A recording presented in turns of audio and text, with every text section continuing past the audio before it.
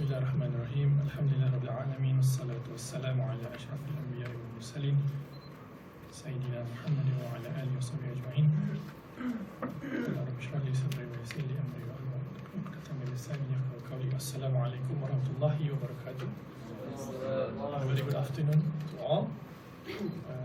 Yang berusaha Director of Center for Advanced Studies Islam, Science and Civilization, Profesor Wan Daud,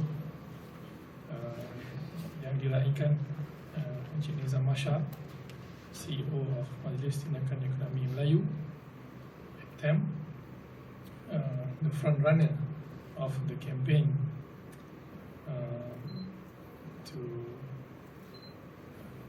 that is against this Trans-Pacific Partnership Agreement. Also to fellow guests from IBS, Perdana School, and fellow CASISian. My name is Wan Ahmad Faisal bin Muhammad Kamal. I'm a master student at CASIS in Islamic Thought and Civilization. I'll be your host for today. Basically today, as being shown on the screen, the topic will be something that is currently brewing in our country with respect to an issue that most people understood as an economic issue. But nonetheless, the issue of TPPA is has its own genesis. That since the eve of at the end of World War II, with the inception of General Agreement on Tariffs and Trade, or in its acronym GATT, to foster multilateral relationship of European nations after World War in serving their economic interests, but was actually originally planned to be to establish as a form of international organization that only happened about 30 years later through World Trade Organization, WTO, in the early 90s. So we have since then, since 1947, we have seen a steady evolution of this trade agreement, this idea of free trade among nations. And we did have some arrangement of bilateral agreement in free trade agreement in the past 5 years, I think, during Tun Mahathir's time, between America and Malaysia, but it was not completed. And since then, the trade pact or agreement has been transformed from bilateral again to multilateral. There's a history and genesis of it. So today, the question that we pose for inshallah, the speaker, is a very broad-based question that need to be pondered by all with respect to sovereignty of a state in this dealing of TPPA, because there's a interesting insight thrown out by a journalist from Gabon. Most African nations, they are rich with resources, but we all know, despite of their wealth in raw materials, they are still quote-unquote being colonized economically by the Western powers. And there's a quote given by this journalist that they said the French went out of the front door, but only to come back through the side window.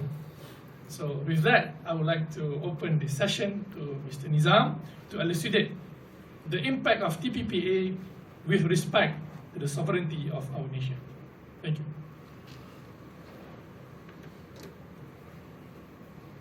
Okay, Assalamualaikum warahmatullahi wabarakatuh.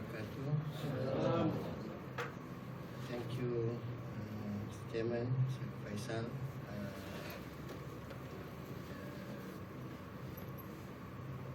Wan Muhammad Noor, CASIS, for being kind enough to invite me to this lecture, and to fellow friends, scholars. Pada pada asasnya saya rasa kerdil sedikit untuk mengadakan perbincangan pada hari ini berkenaan tajuk TPP ini. I think this is my handicap for the last few months lah. This is something that I've been talking about for the last 2 months. But being here today was another new challenge for me, and I need to admit that I'm not quite prepared because the challenge of time, too many things happening in these few months. For your information, the TPPA agreement is planned to be concluded. It's coming October. When we have put some pressure into this agreement, I think last few days, maybe end of last week, the Secretary General of MTEM did announce that they might not conclude this TPPA by October because there is tremendous amount of things that have not been agreed upon. But yesterday alone, I received another internal circular by US Trade Representative saying that they're rushing through to conclude the TPPA, and they are targeting next round in Brunei, which is in August, that all technical issues be concluded. So there's a lot of lobbying work that is happening. Because I'm invited by Prof. Wan, I cannot put aside this invitation. And I think it's an honor for me to come and provide my viewpoint on this TPPA. And as this issue also had not been much debated among the scholars, and I think this is something that we need to look at. I'm also from this presentation ada banyak kekurangan dari segi my reference and my also my analysis on things. I'll only be able to provide you more input on the technicalities, the technical viewpoints on this TPPA agreement, and even the slides. This is more towards a general briefing. I didn't have time to look at it from a more academic and a scholar perspective. I'm very sorry for that. But I hope it will enlighten us and provoke us for bigger discussions, for deeper discussions afterwards. Basically, we are in the final phase of this Trans-Pacific Partnership negotiations, which being said by some of the trade negotiators as that will chart a new form, a more dynamic and truly free trade among its members. Currently, there's 11 countries plus Malaysia, 12 countries who are partners of this TPPA. And our studies on this, we got to know about that Malaysia has entered to this agreement back in 2011, but the information is sketchy. But recently, there's a lot of leaked documents from the negotiation, and that has been the basis of our research. And we have also done a comparative study between US trade agreements from other countries, previous trade agreement with other countries, from Peru to Ecuador to Singapore to Australia and others. So that is a basis for us to understand what is the template, what are the issues that are being discussed in the trade agreements. Started way back in 2003.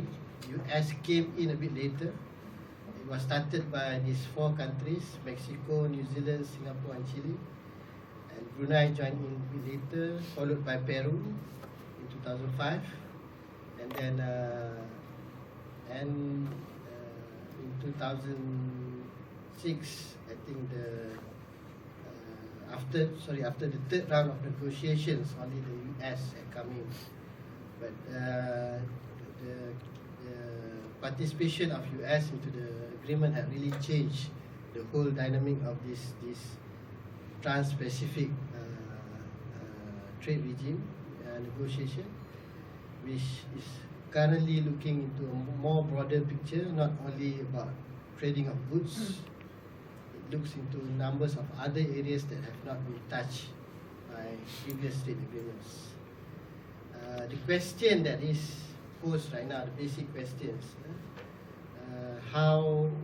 where do we stand in terms of the influencing the trade agreements? If you can see the countries that is there, there's more developed countries such as US, Canada, Australia, Singapore, New Zealand, and the less developed country or developing countries, Mexico, Peru, Chile, Vietnam, and Brunei. Okay, so where does Malaysia stand? What we see that there's one basis that is the core discussion in the TPPA, and this is what have been communicated by the negotiators, that this is issues of reduction of tariff by 2015. This is also an issue for us to be debated. But when we study further, tariff is just a small issues within the broader issues. We are looking right now on many other chapters, many other areas that is being discussed in TPPA. For instance, they're talking about government procurement, how to open up government procurements. There's a chapter on intellectual property. There's a chapter on competition, which talk about there cannot be a special treatment to other countries. So local companies and foreign companies must be treated equally. And there's chapters of competition chapters, which talk about how countries can be brought to international tribunal if they do not follow what has been agreed in the TPPA agreement. And there's also a chapter called regulatory coherence, which talk about how countries, how laws, constitutions, rules in each countries must be aligned to the TPPA agreements. So because of that, we see that this is going to create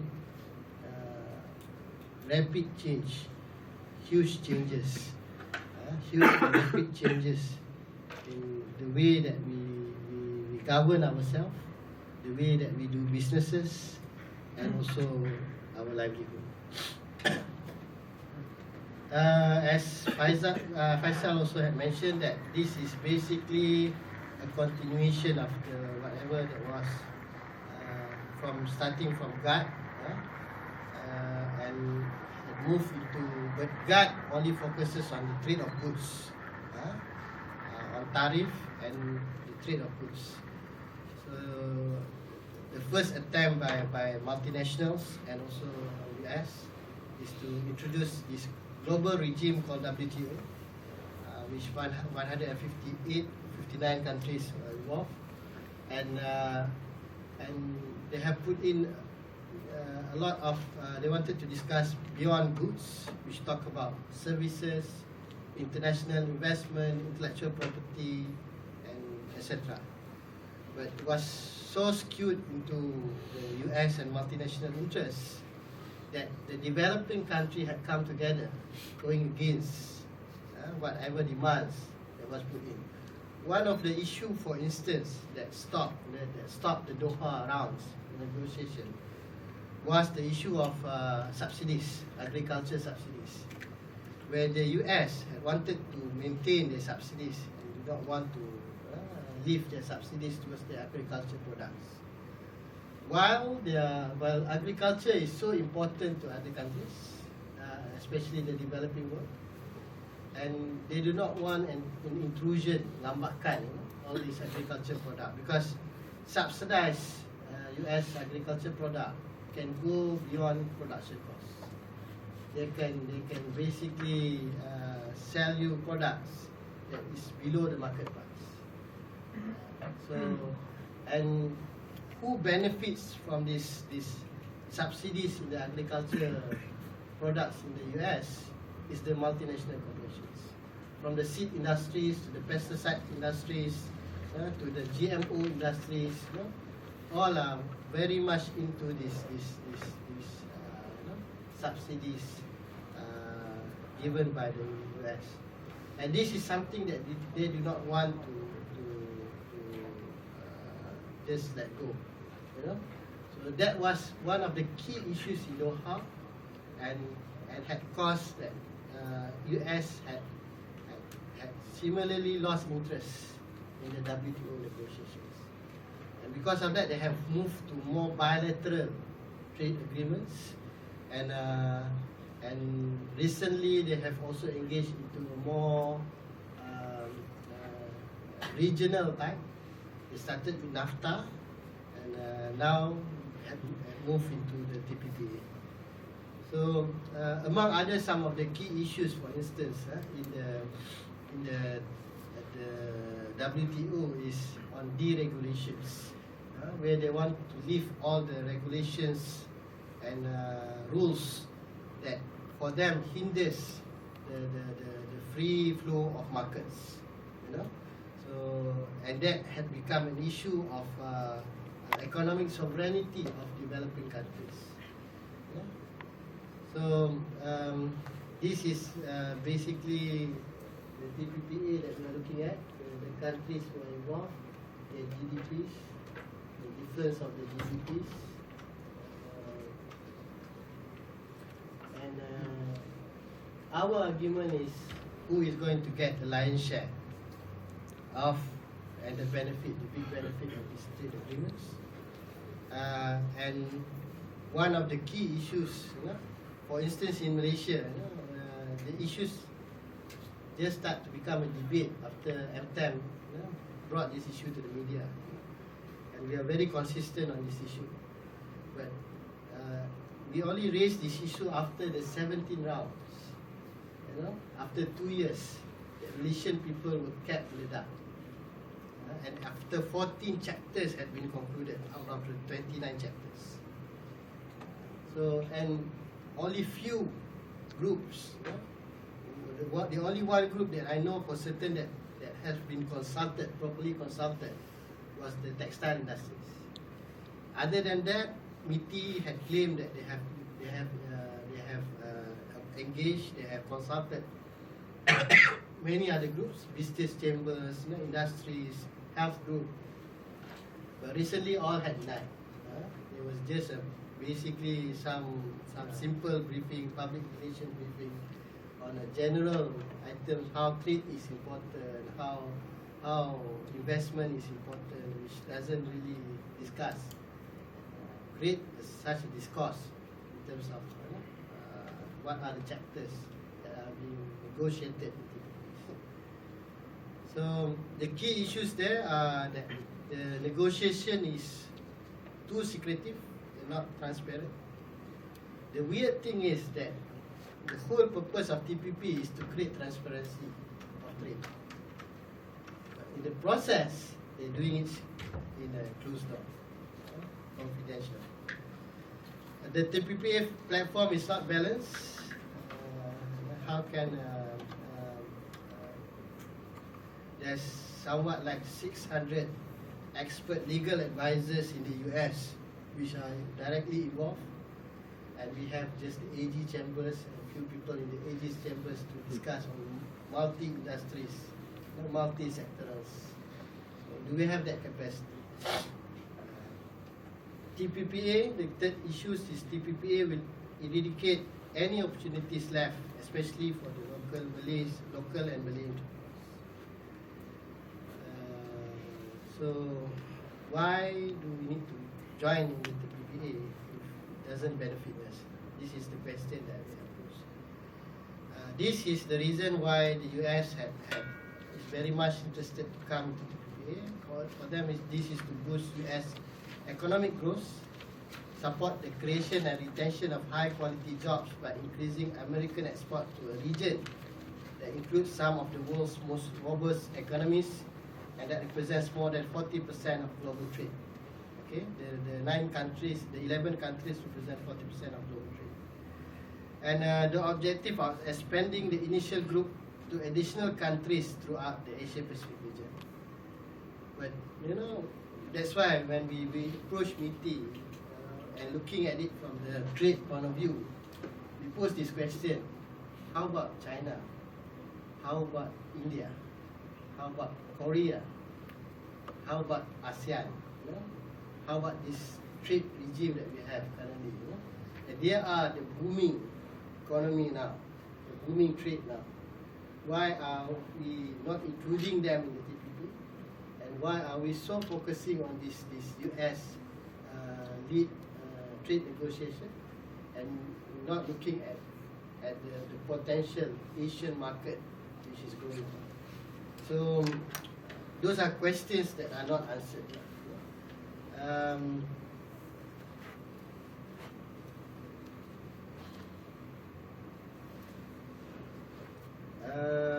For them, this is a top priority for US, and currently there's two priority for them to settle. One is TPP, and secondly, recently they have just announced the US-EU trade agreements. We have a lot of doubts on that. You know, how can the US and EU really resolve their issues? But whatever it is, this is the two most watched trade agreements that we discuss right now. Just simple. It is. They have 29 chapters, and I cannot cover everything today. Just giving you a synopsis of what is there. One of the key issues in TPP is deregulations. Actually, they are not using the term deregulation now. Deregulation is part of the term being used in the WTO, and it's an evil word.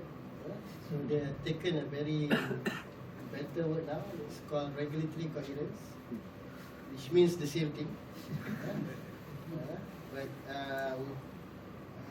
what it means is they wanted, as I said, they wanted alignment between the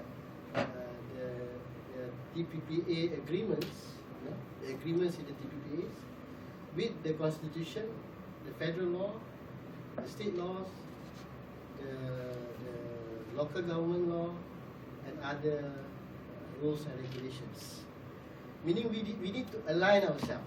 Whatever that is not aligned, we need to correct it, we need to amend it, even the Constitution. So we have the same conflict as in South Africa. In South Africa, they have the apartheid, and because of that, they have introduced this, what they call as Black Economic Empowerment Policy, BEE. And we have the NEP, or previously we have an NEP, but the booming special privileges, or whatever that we can call it, is still there in our practice, and even it is there in the 153 Constitution. But so that can be seen as not coherence to the agreements of the people. And in the case of South Africa, they were brought to court. Investors have brought South Africa to court because they have such an agreement. So we need to align ourselves, all the laws, whatever that need to be amended. And that one area is just an examples that we are looking at, because right now we are looking at the Constitution. We are looking, MTEM is looking at even the legal approach right now. The legal approach, if you need to stop the TPPA, because we are quite convinced that it's not going to benefit the country. So, and we are studying the constitution and how the TPPA is against the spirit and the textual of the constitution. And that is just one example. We are looking at the issues of the supremacy of our legal system and many other areas. This is still in study. But they wanted that all types of regulation is to be aligned. That's the principle. Second is the issues of trade barriers or technical barriers to trade. Whatever matters or whatever rules, regulation that hinders the free flow of market is considered as trade barriers. For instance, the US Trade Representative Report, USTR 2013, had mentioned that halal is a form of trade barriers. Okay? There's also mentioned that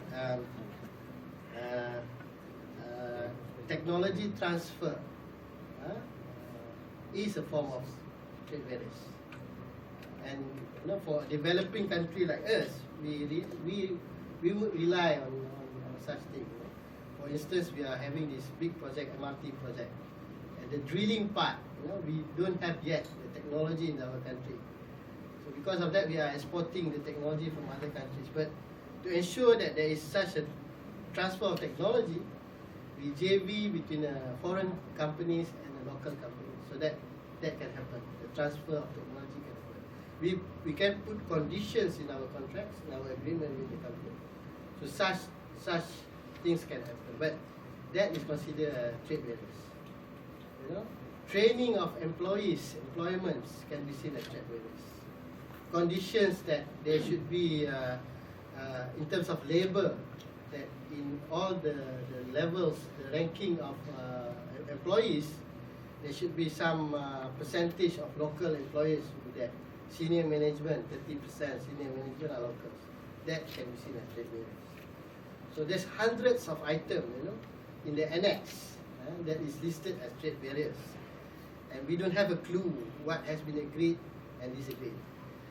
In my debate with Topa recently, and he argued when I raised the issues of halal, he said, "Trust me, don't worry. Halal issue is addressed already. We have addressed that issue." But I posed another question. I said, okay lah, halal is voluntary in the country, and even though in the US State Representative Report they're saying that our process of halal certification is so rigid, they wanted something that is very much less lah, but and Topa is saying that we accept, they recognize our system. They started to recognize our halal certification. But I posed another question. I said, in the intellectual property chapters of TPPA, there's a provision that is saying on matters of including chemicals, medicines, food products, and etc. We cannot acquire information from the manufacturers of the ingredients of the materials. Okay? So, and without having that and the knowledge of the ingredients, how can we determine what is halal or not? So, I think there's bigger issue here lah. If we just accept those, meaning that the countries they should voluntarily go for halal, they wouldn't do so. But if you want to check the standard of halal or is the ingredient in their product halal, we cannot do so. So what is the purpose of having halal certification if there's a free flow of whatever materials that you can bring in? So this is among others the issues of trade barriers, and trade barriers is quite everything, from, as I said, technology transfer, training, etc. The third key issues is investor-state dispute settlement. This is how foreign companies can take countries to an international court. You know, there was a case, or there's a debate in Vietnam after the Peru negotiation, the 16th round. They have posed a question, quite a good question. They said, what if two companies, one is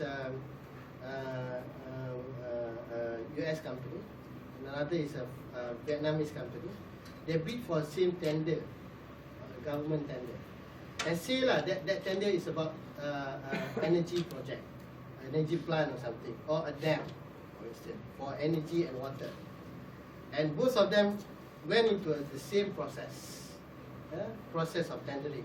All the rigidity of conditions and everything passed through. But of course, if you compare the merits, the capability, the capital, the experience between these two countries, the US companies and these Vietnamese companies, of course, 80% is saying, or 90% is saying that the US company have more experience, more capital, more human resource, etc., more skills. So both of them compete for a tender. Then suddenly the government decided to give this project to the local companies. Because of that, Vietnam can be brought to court. So the sovereignty of making decisions, or what we say as policy space, is now being acquired by other countries, by foreign companies, and they bring. And what if this project is of national interest? It's being brought to the international. There's an injunction, arbitration towards it, and may take 10 years. What happened to that national interest? So these are, and it is beyond. It is beyond the national, the country's legal power. It has superseded our court system. And that case, there was a case in Ecuador where there was a contamination by Chevron to the rainforest there, the Amazon rainforest, and because of that, they went to court, and the native won the case. There's an 18 billion ringgit fine or something, and the Chevron disagreed. They brought the thing to ISDS, and they won the case on purely technical measures, technical issues, where the standard of contamination and how to measure it is different between an international standard and local standard. So again, and the Prime Minister of Ecuador was forced to make a decision that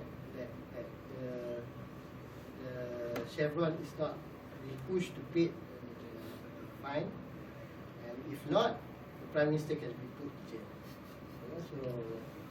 So such cases, create a lot of doubts. And I've posed these questions, and then some of British representatives tried to answer me. They said that we have this kind of mechanisms further back, even in 1959. For Malaysia, there is 4 cases already. Two cases Malaysia kena saman, and another 2 cases yang Malaysia saman on the RZS cases. But it is a totally different processes, because that involve investment agreement between an investor and the country, without involvement of state to state. Okay, so whatever it is, the basis would be the country's law. The basis would be the country's law. Okay, and in the case of the ISDS, if we do not follow whatever that has been decided in this international arbitration court, ISDS, then they can kick in another mechanism called SSDS, State-State Dispute Settlement, which, for instance, US and Malaysia, US can lift tariff for all export product to US. On all products, not only the product that is being disputed, all products. And they can even put an economic sanction. That is a mechanism to push, to ensure that ISDS is being adhered to. Okay, that is the third issues. Fourth issue is preferential treatment. In other chapters, it talks about most favored nation. In other chapters, in the competition chapters, it talks about fair and equitable treatment, FET. FET is one of the most popular cases in NAFTA. I think 80% of the cases in NAFTA is on FET.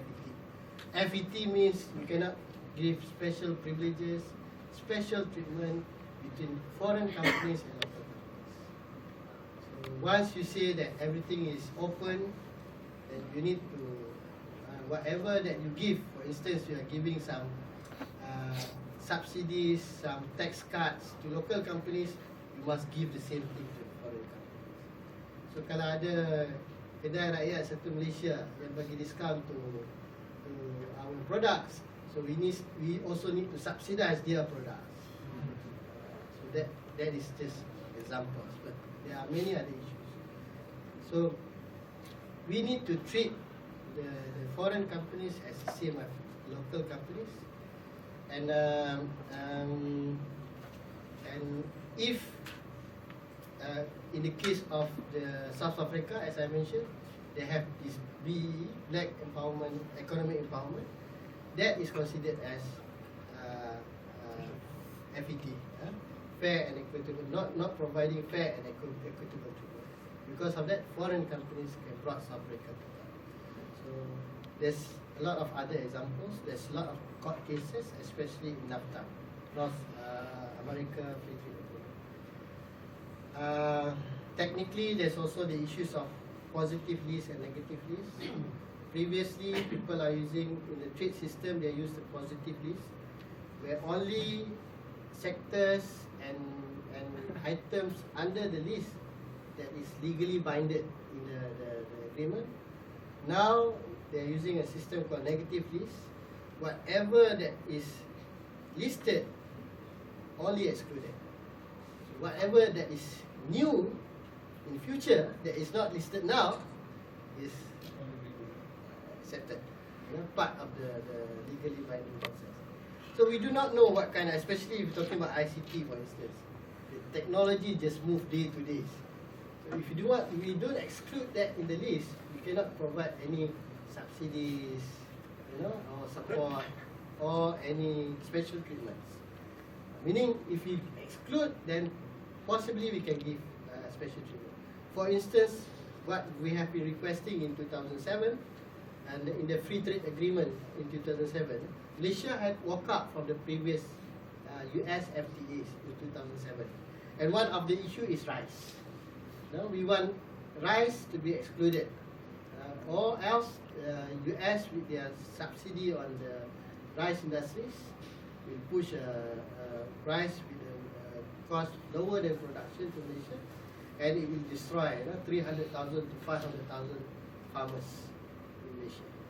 Okay, we can't even compete with our neighboring countries, Thailand and other. But now with US, it's bigger. It's bigger. So whatever is not there is excluded. So this is very important, especially to the SMEs and to the new industries that is emerging. Okay. This is some of the leaked documents. You can Google it. It's there. There's 5 chapters that have been leaked. Recently, there's an announcement by WikiLeaks saying that there's a reward for people who can leak all the documents. So if you have that, you want some rewards, you can try WikiLeaks, get the documents and leak it. But examples this is on the competition law and enforcement. The enforcement policy of each party competition authority should not discriminate on the basis of nationality. You cannot discriminate, just on the basis of nationality. So US and Malaysia should be treated equally. So kalau orang Kedah, saya nak pergi beli tanah dekat Kelantan, perempuan tak boleh beli, but she must be local. But US can buy. Okay? So what about wakaf land, tanah rizab Melayu and everything? Those are examples of issues.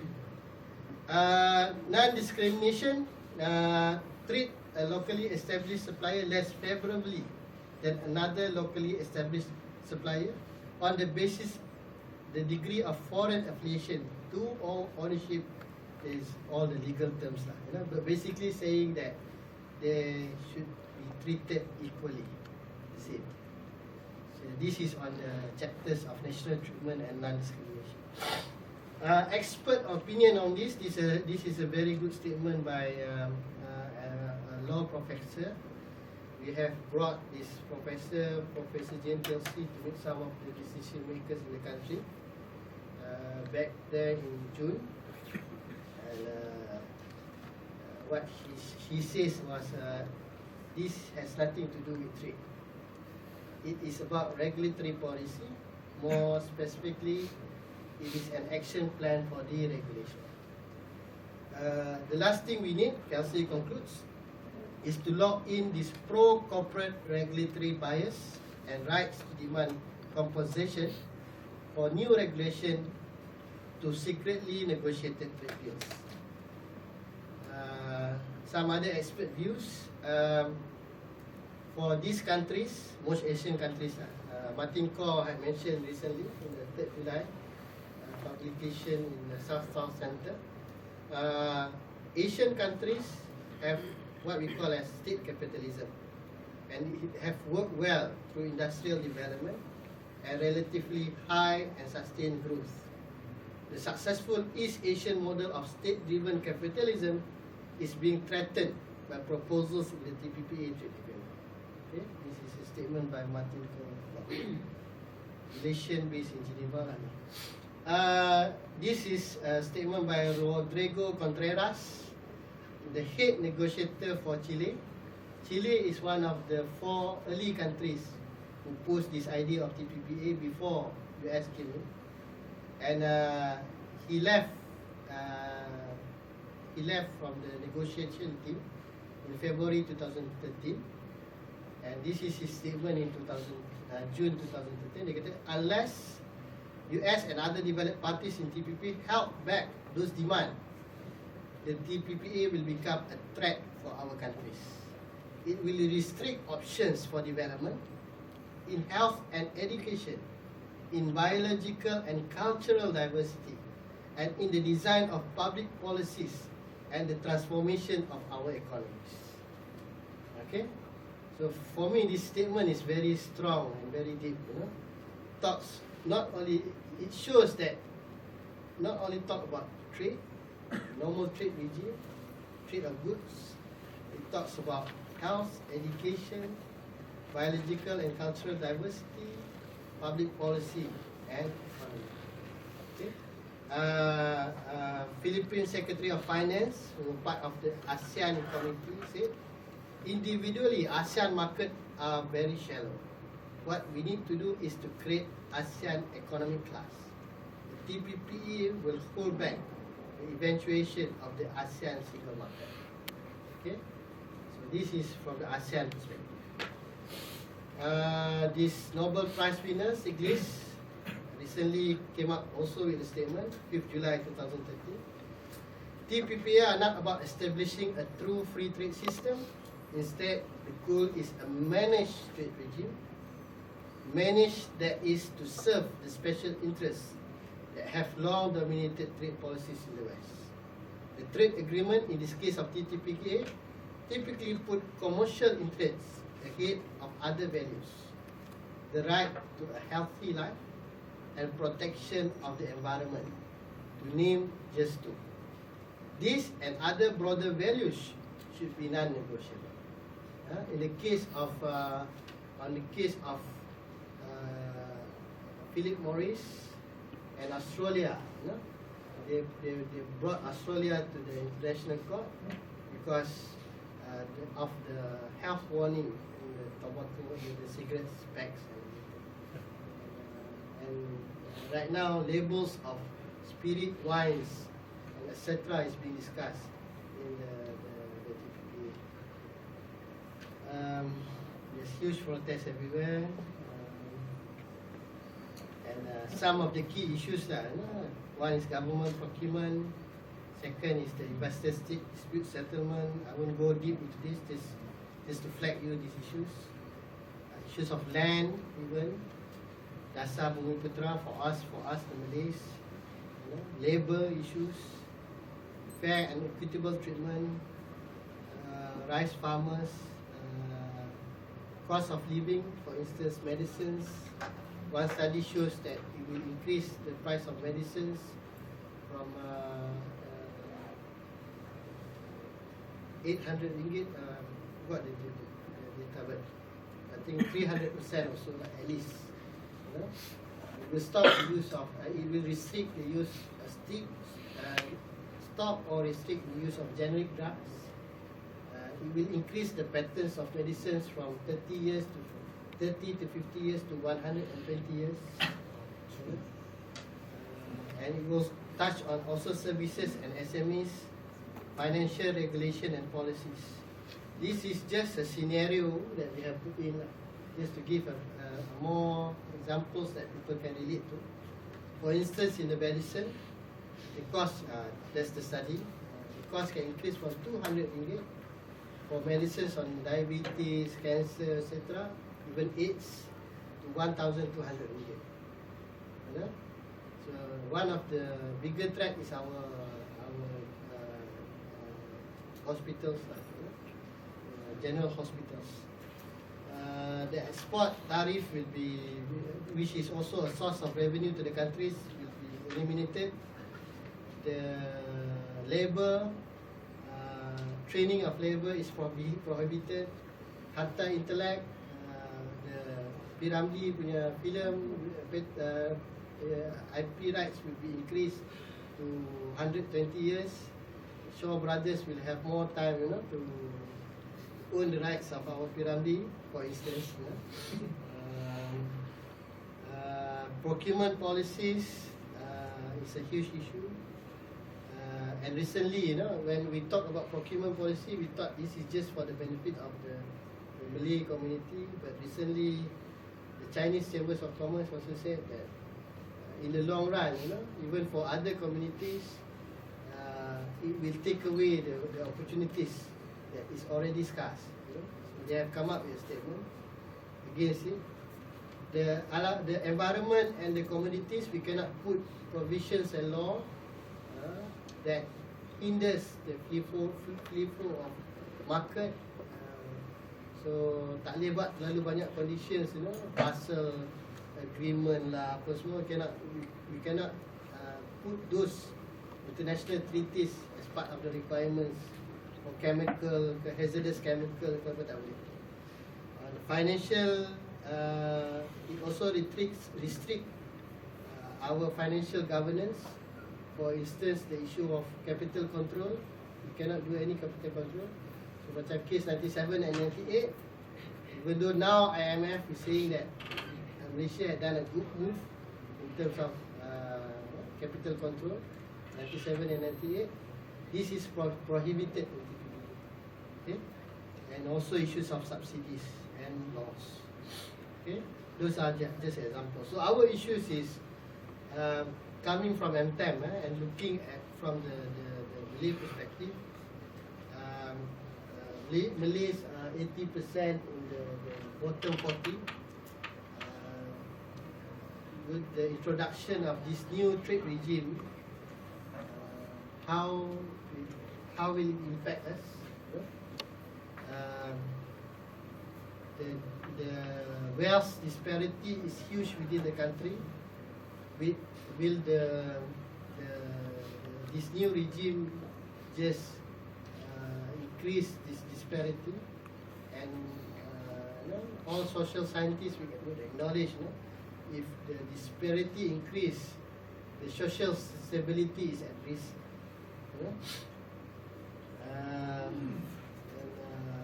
Equity ownership is an issue. Even in Penang,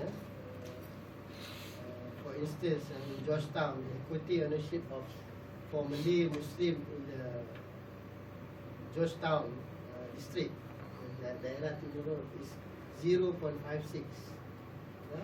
So with this regime, with this, we're talking about Georgetown, for instance, yang tu UNESCO heritage sites dan sebagainya. So foreign tourism company really like to get more equity ownership in those areas. Currently, the ownership of Malay Muslim in that district is only 0.56%, worse than Palestine. So what would happen next? So our representation in all the industries is very low. Talking about pertanian, penambungan, perubatan, utilities. Currently, the services sector is being the majority is foreign interest, 80.5%. The only areas that we have more involvement is construction. However, personally, I have a doubt in terms of the statistic, because a lot of contractors are just proxies or Alibaba companies, and if you pull them out, I think the numbers will go down very, very low. So those are issues lah, within this trade regime that is coming in. Manage regulatory trade system according to stake list, and the state of our affairs in our country for Malay Muslim, for instance. So how would we survive of this what we call as an economic tsunami? Questions for scholars. I may not be able to answer your question afterwards, but I will pose the questions for you.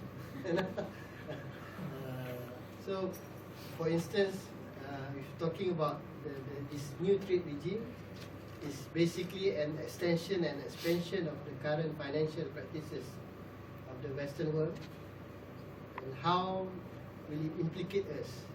And are those systems something that we can consider as part of riba? The housing bubble issues recently in the US, the credit bubbles, and also the gold bubbles. All are market manipulation, financial manipulation created by Western world. For me, it has a lot of similarity to riba. How do we look at it? How do we define it? And how does this expansion and extension of the practices really affect us? How about issues like genetic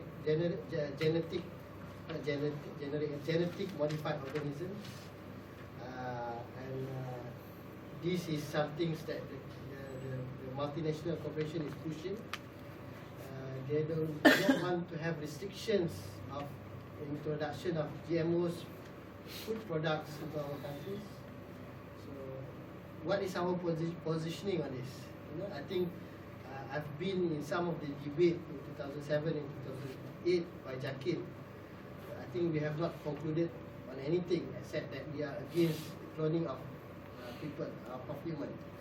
But other than that, now it's been in practice already. So what is our positioning? So, and it's no more on the philosophical or theoretical debate. It's the commercialization already, and how they are pushing the products through this EPPA regime. What is our positioning, and how do we view this? All this precautionary principle that we have put in our system. Should we strengthen it, or should we let it be opened by this EPPA? For instance, health warning, labels, risk studies, which is now considered as trade barriers or expropriations towards business. How about intellectual properties and the extension of intellectual properties and patent? Is it considered as providing more rights to the IP holder, or is it to strengthen the monopoly of some? Okay. What is the implication to our knowledge system?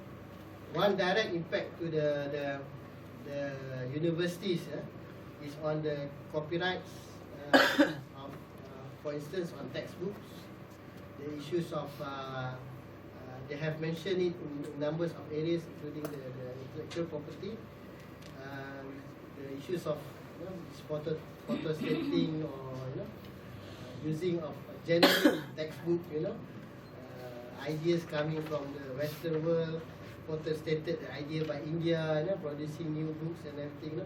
So those kind of knowledge, they wanted to increase the rights to 120 years. So the textbook, the intellectual property of the textbook, so it will increase the price of the textbook. And from my point of view, my personal point of view, we will have knowledge coming in a decade and a century later, because the patent rights is longer. So new knowledge, new technologies will be coming in slower. So what is the implication to our knowledge system? And what is the Muslim and Asian viewpoint on Western-sponsored new trade regime such as TPPA? How will it implicate our society? And can this new trade regime bias to the multinational corporation interests create sustainable future? If not, what are our options? Okay. So thank you. Terima kasih. Selamat.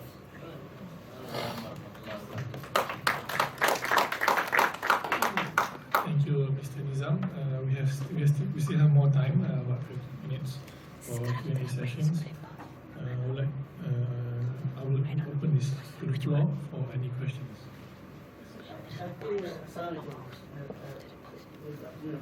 Thank you for having this talk. Basically, the role of free or open trade is the one that is in question in Malaysia. But as we mentioned just now, the speaker mentioned just now, it is being kept. We are all being kept in secret. Even the political parties are not informed. But now that it is being well informed, I hope. So we have three players here in formulating this so-called policy. Meeting the ruling parties and the opposition. It seems that now only the NGOs is the one that is barking the loudest. BT is trying to promote its own KPI maybe. Being the leader of BT, which is Tokpa, he is under the current government, who has their own agenda, which have not been mentioned to us, as you have clearly stated. And the other side, the one that is being led by Anwar Ibrahim, the one that is basically pro-US, naturally will not be against this. So we don't expect anything from the other side. So now it seems that it will be MTEM, which is almost like M10 in namesake. Yeah? So basically, MTEM is the one that has to carry on, has to be the flag bearer at this moment. As well as some Chinese far-sighted entrepreneurs who know that if this thing were to be in, they too will be wiped out. Yes. And what is going to happen is the multinational is the one that's going to win. Because this is what happened previously. Prior to 1945, there is no such thing as free or open trade. Yes. We have to realize that. Yeah? America, Germany, all those Western countries, including Japan, they never grow through free trade. So, when we want to undertake freedom of trade by freely exporting our goods and services overseas, that is something that will not happen under the current international trade regime. So, but then again, what can we do? This is the most important thing. What can we do? So, we have to provide evidence to MITI. What are the costs and what are the benefit in scientific term, which is quite a daunting task because the data is not with us. So, what else can we do? Well, probably we can meet the Prime Minister, whatever occasion we have, and then just try to do some pushing, something at the back, to tell him the truth. Unfortunately, this is another issue that we have to realize. the Najib almost we say family is also there. Number two is also already putting fingers on the Malay's head by saying things which is not in our favor.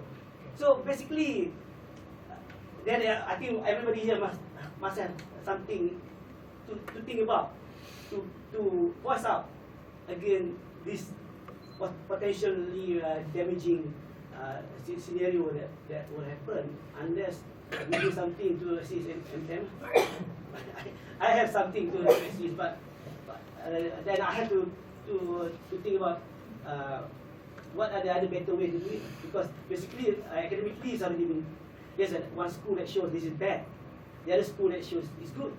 All the World Bank economists, all the IMF economists, we are in favor. We can say that. But there are only a few of these radicals, the heterodox economists that are against this, and we have to use that. But they are not very popular. They are not in the driver's seat. So where are we? I think Allah Alam. Do you want to collect? Or you want to... Okay. Oh yeah, let's collect some questions. Yes, please. Sir. Yes. Just want to know what is the current standing of MTEM, and is there any hope that the government might pull out of the agreement? Again, pull out. Or what is the current position of MTEM? What is the current standing with the negotiation with BT? And is there any hope that the government might pull out from the agreement? What? Yeah, first I want to congratulate and to encourage them, and that's why we are inviting them here, to give them the academic endorsement. That's why from Islamic perspective. Yeah. Because I think many of so-called Islamic scholars regard this as not important. Yes. From what I've read, this CPPA is the biggest trade agreement now being forced on the scale of the world. Yeah. It's not just trade, as they say, only 4 chapters on trade, the rest on regulation, values, human rights, and many other things. And I think it is due to some certain tactical strategy in coming in later stage. If they were to start from the beginning, they could have won it. So they let other people start it first in order to heighten the appeal. That was started by Chile, by I think some Trans-Pacific states. My question is, you mentioned to me, and the question raised by our brother just now, also from Rasku, we should go also to the grassroots, and to the politician. And the fact that the opposition and the government politicians are silent speaks very badly of their condition right now, because it's the biggest thing affecting the Muslim country right now. Muslim, also non-Muslim countries. Korea has been pressured to enter, but they are reluctant. Indonesia has been pressured to enter also. That will increase the market further.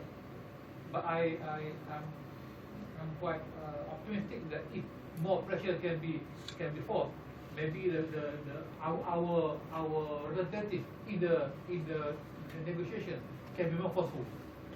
Of course, I know Datuk Fah is a very honest man, but we cannot trust him on that because he's too nice. Thank you. Any more questions? One last question. Okay, no, thank you. Okay, just to share, I concur with some of the points that you raised. From the political perspective, I think it's not an issue of politics because we have support and opposition from both sides on TPPAs. And as far as I've seen, the support usually comes from ignorance or any personal interest. It's not from the basis of facts. And most of the opposition came from a basis of facts and concern. Those who are inclined towards U.S. interests, there are statements being made. We can see that even from the opposition side, the statement was very guarded statement, not opposing TPPAs, but putting the blame to the government. So I don't think this is a healthy healthy politics that is being practiced. For us, we are engaging with all parties, and there are also some good and concerned politicians from both sides, raising these issues, but the numbers are very few. Within the one of the key issues, we have posed in our early engagement with MITI, we have posed 16 questions, or 16 demand of assurance from MITI as the head negotiators for this TPPA. And one of the key issues is CBA, cost benefit analysis. The government have not managed to prove to us, to provide justification that we will actually gain anything from this TPPA. There's no factual proof. So for us, it's quite stupid for us to join into such a huge agreement only on the basis that we don't want to be left behind. I think that's the only argument that they have put in. That we do not, we need to join the bandwagon because we do not want to be left behind. So, and I've given them the examples of the Australia and US free trade agreement, where the meat industries, in the end, they said, actually we did benefit from the Australia-US for the beef industry, trade agreement. And what we gained was half a cow a year a farm. So that's the amount of gain that they have. For a farm, per year is half a cow. So it's quite insignificant, of course. So the question that we are posing, if you say that textile industry will benefit, what benefit? What's your projection? What's your baseline? So we can have a debate based on that. So that is not being done. Second is on the issues of the MTEM being the flag bearer. When we set up MTEM, I think one clear view that we have, one clear position that we have, we wanted to be a third force. We've seen that all the discourse that is happening, the debate, or the media discourse, it's not really a discourse, it's not intellectual discourse, it's media discourse. It's of the oppositions against the government. So we wanted to have this middle path, the middle ground view. And I think we are trying our best as we can. But in the same while, I think recently when I started, MTEM was given this task to lead this coalition of NGO civil societies, which are against the EPPA.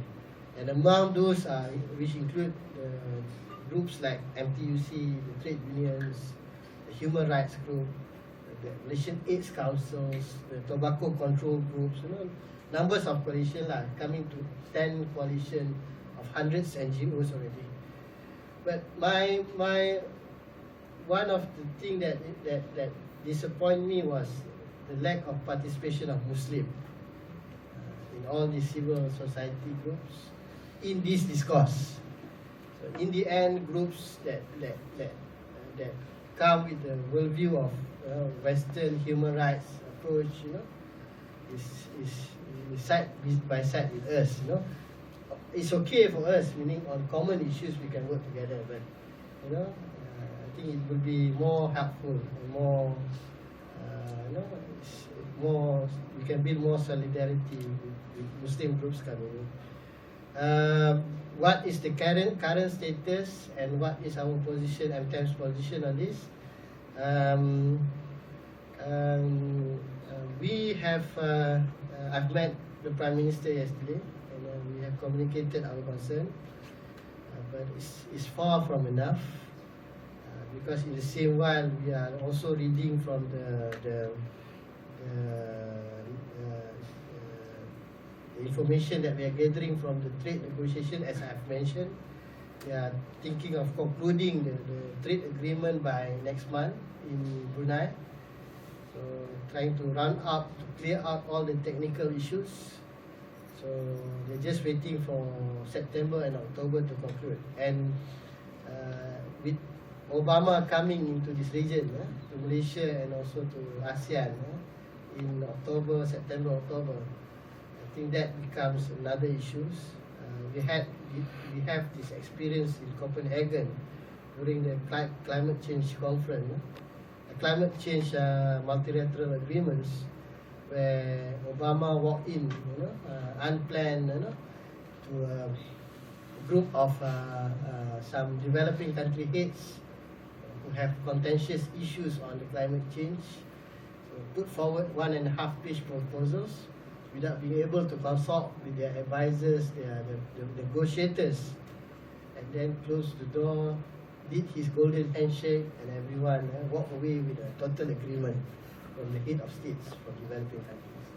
So these are amongst the politics that we see, that is happening, and so this goes. It is also the issues of how do we view US. Is it our master? Is it our partners? Or is it our... So sometimes people like to succumb to their, whatever US demands. So that is something for us to worry. So our position is simple. Firstly, we want to see the cost-benefit analysis studies by the government. It's not our responsibility to do so. We don't have the resources. We don't have the capacity to do. We are thinking of doing some modeling, some small modeling, but data would be an issue, resources, skills, etc. would be an issue. But someone needs to do it. And for us, it's the obligation, the responsibility of the government committee to do cost-benefit analysis study, social and economic implication studies, and legal implication studies. We have requested, we are demanding this to the government. Second, we need to have a proper consultation with all the industry players, stakeholders. Until these demands are being fulfilled, we are convinced that the TPPA will not benefit us. And we are calling the government to withdraw. We are consistent with this position in all our meetings, all our engagement with the government. Any other questions? I think we can conclude from this. Thank you, Mr. Nizam. I think we can conclude the session. This impetus to follow or jump the bandwagon blindly is what the Prophet ﷺ has reminded us 1,200 years ago. In his hadith narrated by Abu Sa'id al-Khudri, لَتَتْبِعُنَّ السَّنَنَ الَّذِينَ مِنْ قَبْلِكُمْ شِبْرًا بِشِبْرٍ وَذِرَاعًا بِذِرَاعٍ حَتَّى لَوْ دَخَلُوا فِي جُهْرِ ضَبٍّ لَاتَّبَعْتُمُوهُمْ قُلْنَا يَا رَسُولَ اللَّهِ الْيَهُودُ وَالنَّصَارَى. The Prophet said, Faman, who else? That's the Prophet said, there will be a time whereby you will follow the way of the path that was paved down by the previous generation, inch by inch, step by step, even until you have to follow them into the lizard's hole. I think this TPPA reflect the spirit of this hadith, whereby the colonialism has been gone in the physical sense, but if we were to remain intact to Western or be imbibed by Western economic doctrines, be it neoclassical or Marxism, we'll be following the same path as being trodden by these people. Hence, that's the importance of to bring back what Professor Wan has said, the important systemization of knowledge, especially in the area of social sciences. Wallahu a'lam bisawab. Thank you for your attendance. Inshallah, we meet again in future sessions. Assalamualaikum warahmatullahi wabarakatuh.